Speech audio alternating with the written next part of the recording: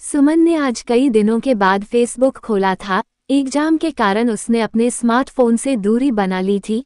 Facebook open हुआ तो उसने देखा कि 35-40 फ्रेंड रिक्वेस्ट पेंडिंग पड़ी थी।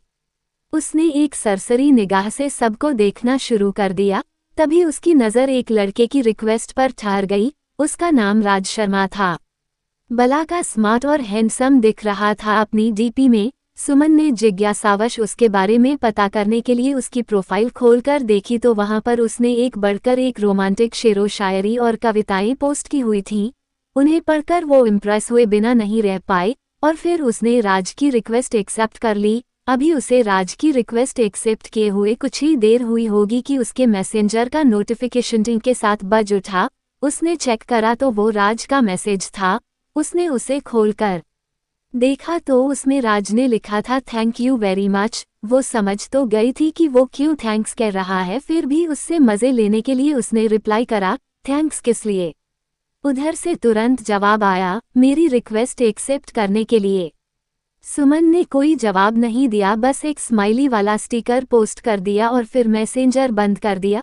वो नहीं चाहती थी कि एक ही दिन में किसी अनजान से ज़्यादा खुल जाए और फिर वो घर के कामों में व्यस्त हो गई। अगले दिन उसने अपना फेसबुक खोला तो उसे राज के मैसेज नजर आए। राज ने उसे कई रोमांटिक कविताएं भेज रखी थीं। उन्हें पढ़कर उसे बड़ा अच्छा लगा। उसने जवाब में फिर से स्माइली वाला स्टिकर सेंड कर दिया। थोड़ी देर में ही राज का रिप्लाई आ गया। वो उससे उसकी हॉबीज के बारे में पूछ रहा था।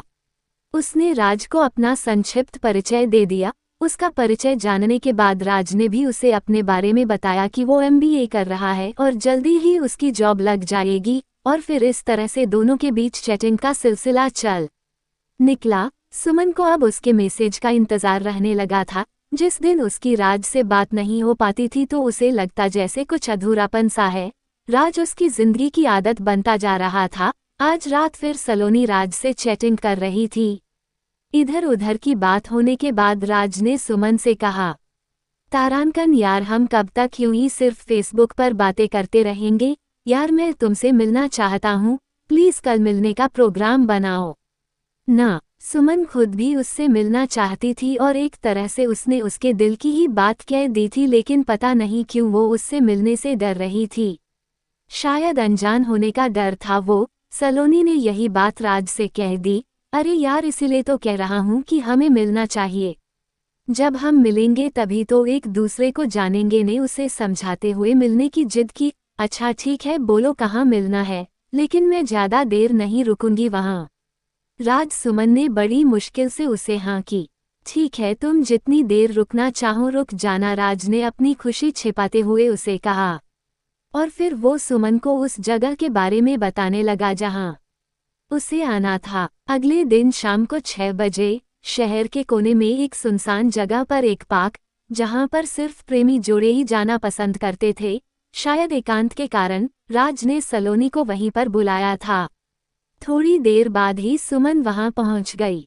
राज उसे पार्क के बाहर गेट के पास अपनी कार से पीठ लगा के खड़ा हुआ नजर आ गया। पहली बार उसे सामने देखकर वो उसे बस देखती ही रह गई। वो अपनी फोटो से ज्यादा स्मार्ट और हैंडसम था। सुमन को अपनी तरफ देखता हुआ देखकर उसने उसे अपने पास आने का इशारा करा। उसके इशारे को समझकर वो उसके पास आ गई और मुस्कुराकर बोली, हाँ अब बोलो, मुझे यहाँ किस लिए बुलाया है। अरे यार, क्या सारी बात यहीं सड़क पर खड़ी दो करोगी, आओ कार में बैठकर बात करते हैं। और फिर राज ने उसे कार में बैठने का इशारा करके कार का पिछला गेट खोल दिया। उसकी बात सुनकर सुमन मुस्कुराते हुए कार में बैठने के लिए बढ़ी।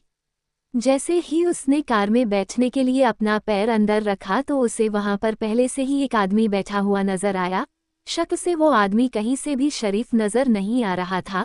सुमन के बढ़ते कदम ठिठक गए। वो पलटकर राज से पूछने ही जा रही थी कि ये कौन है कि तभी उस आदमी ने उसका हाथ पकड़कर अंदर खींच लिया और बाहर से राज ने उसे अंदर धक्का दे दिया। ये सब कुछ इतनी तेजी से हुआ कि वो संभल भी नहीं पाए और फिर अंदर बैठे आदमी ने उसका मुंह कसकर दबा लिया ताकि वो चीख ना पाए और उसके हाथों को राज ने पकड़ लिया।